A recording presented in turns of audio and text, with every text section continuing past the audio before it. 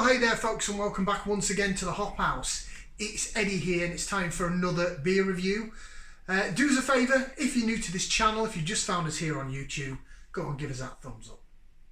Do it, you know you wanna. There you go, give us a like, share, subscribe to this channel. It's the Hop House, we like hoppy beer, we like good house music. We're on the beer side, and today we're going to be looking at a couple of more traditional, quintessential British ales, if you like.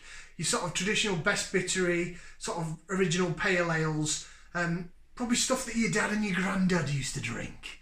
The reason being is I made a sort of prediction, nothing major, I'm not a brewer, I don't work in the industry, I'm not an expert. I just made a prediction in my mind that best bitters are sort of going to make a bit of a comeback, I think. I've noticed out there that some things I've seen online, a couple of other beer review videos and vloggers I've seen do state that that some craft beer companies are actually making best bitters or extra special bitters. So they're making a bit of a comeback. Now, I'm just checking outside there because I'm actually due a delivery at some point this afternoon. So if I hear the doorbell go, I may have to pause this mid-review and pick up my delivery, which will be on a separate video. Should we crack on with today's review? Do you want to know what we're reviewing? Okay, so I've only had this once before and it was a good few years ago, so it's not technically a virgin beer review, but I can't remember it. It's that long since I had it. And it's a beer that I believe has been discontinued, but I've managed to pick up a bottle of this. Actually, I've had it a while, so it may be coming close to its best before date. But it's from Wychwood Brewery, and so I've got the old Hobgoblin t-shirt on, and it's Goliath. Wychwood's Goliath. It is the beer to slay a mighty thirst, 4.2% on the ABV, 500ml bottle, with the old branding. So you've got the Wychwood Witch on there, and the sort of ye olde mystical, I was going to say comic book there, it's not really a comic book, is it? Sort of mystical, medieval type label, hence the old Hobgoblin logo. Now, of course, Wychwood has gone through a rebranding. But yeah, I've only had this once before in a bottle. That's not my delivery, just checking. And I can't remember what it's like. Now, the best before date on it, yeah, this is well beyond its best before date, 31st of December 2020. So there you go, that's how long I've had this beer. I think I got it from Home Bargains. It was either Home Bar... No, it wasn't B&M, it was definitely Home Bargains. They sold it for a while. I think Savers sold it for a while as well, and Arrowayne, which was a dark ale, which was a lower ABV, like I guess it was Wychwood's version of a mild. Never even picked that up because I'm not mild and not really my cup of tea. But this is Goliath. Should we get it out into the glass?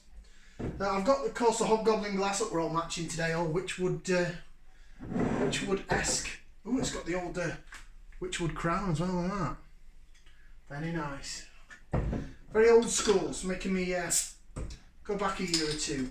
Right, I've got it out into the glass. There's a nice little bit of CO2 release, bit of smoke as they call it, on opening. Let's get it out into the glass. I think this is going to be a sort of ambery, best bitter style beer. Quite traditional. Something to sort of go alongside Hobgoblin, really. Wow, look at the carbonation on that. Holy shamoly. Look at the head on it. That is fizzing. Big and proper. And it's got a massive head on it. Yeah, it looks very sort of best bittery colour. If I hold it up to the light, it is slightly lighter. So it's a golden going on amber, but looking at it as I'm looking at it here, it is a traditional sort of best bittery type. I'm going to have to suck some of this head off, aren't I? Look at the size of that head. Look at the size of it. Stand by, I'm just going to... But it'll just literally be head that I taste.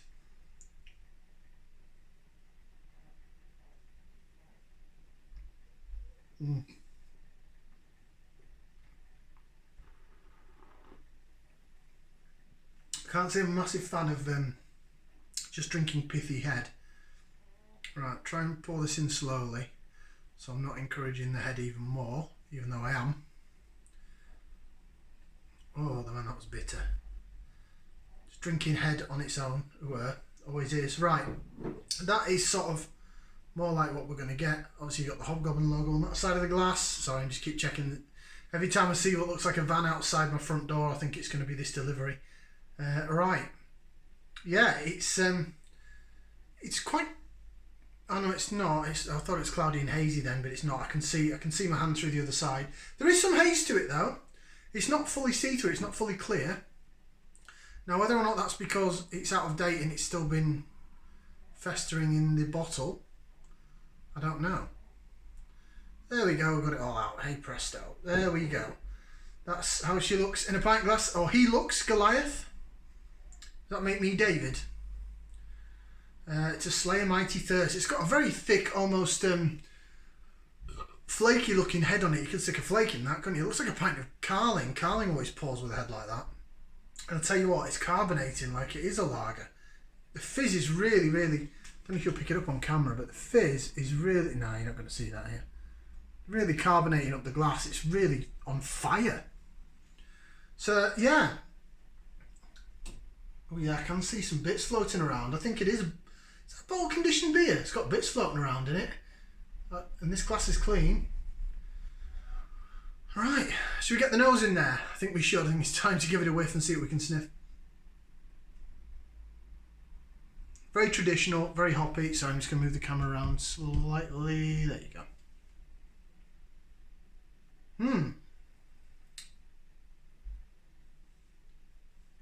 Yeah, it's calming down a bit now in the head. Yeah, smells nice. It smells traditional hoppy, tart, marmalade-y, peppery, spicy, a bit of that thistle hedge kind of smell. So I'd say maybe some Fuggles in there, or Fuggle, you know, the traditional hops, Fuggles, Challenger, Admiral, Goldings or Styrian Goldings, something like that. Ooh, look how it laces. Oh, wow. Right, we'll give it a try, and then I'll do a bit of lacer vision for those that love the lacing. But it's really still on fire, this beer. Well, not on fire, but sizzling. It's really highly carbonated. I'm quite surprised. Right, bottoms up, down the hatch. Here's to Goliath.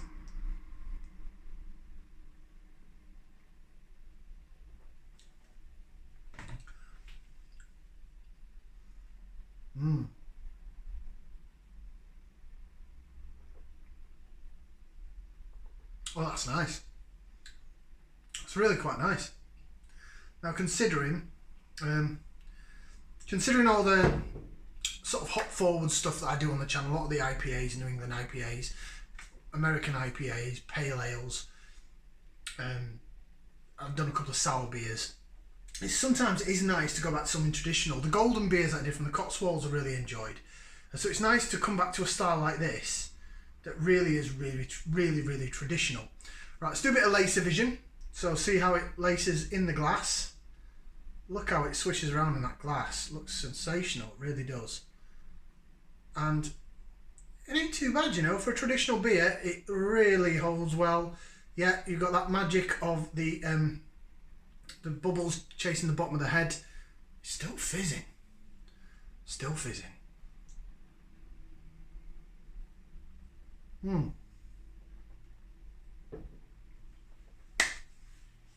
That's really enjoyable. Really nice. So flavour wise,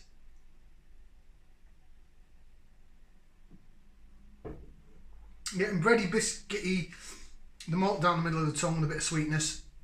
You've got some orangey, marmalade-y, tart marmalade-y taste going down the side of the tongue. And then you've got that bitterness of like almost like an earthy, brambly, sort of stock leaf, stinging nettle kind of taste. Not that I ever ate stock leaves or stinging nettles, but when you smell them, you can kind of imagine how they're going to taste. And there's a bit of that on the aftertaste, along with some peppery bitterness. So it's a flavoursome beer. Now, compared to some of the other British ones we did, I mean, the Green King ones were it just wasn't my cup of tea. It was very salty, malty and boring. Nope, still not my van. I thought my DPD guy was here. He's not. You watch, the doorbell will go now. Where was I? Yeah. So, yeah, they were very salty malty with the Green King beers. They just weren't my cup of tea at all. They were very boring and just not much going on. This isn't. This has got the hoppiness. It's got the sort of bitter and the sweet element that makes almost a best bittery type beer. It's pretty good. To say it's from a big mainstream brewer, to say it's also, what we now was September, so this is a good like 10 months out of date, 9 months out of date.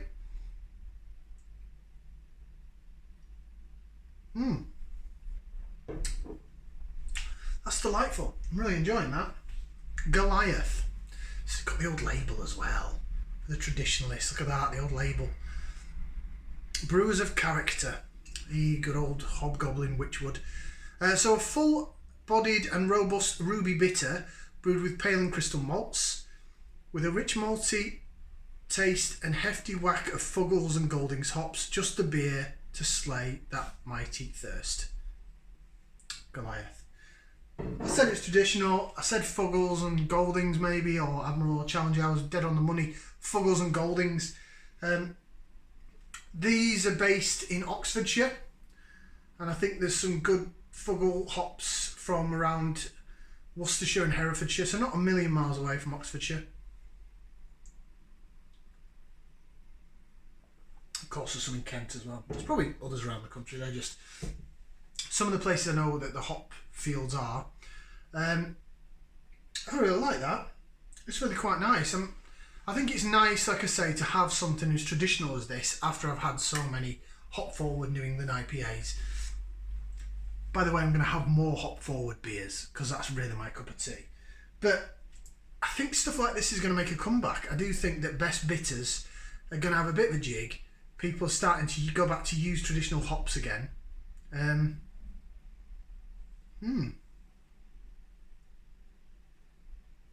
That'll be really nice with like something like a roast dinner. I mean, I'm not a big lover of roast beef, but yeah, roast beef would go with that, or a shepherd's pie or something, or a cottage pie for beef, should I say, or roast pork. I love roast pork dinner, roast lamb. Yeah, something sort of meaty and traditional to go with this beer would be really quite nice. Meat and 2 veg and a bottle of this. I hope they bring it back, Wychwood, because that's really nice. I know they called it a ruby bitter. It's too light for ruby. It is your golden to amber, maybe slightly light for a best bitter because you'd expect it to be more chestnutty colour. But I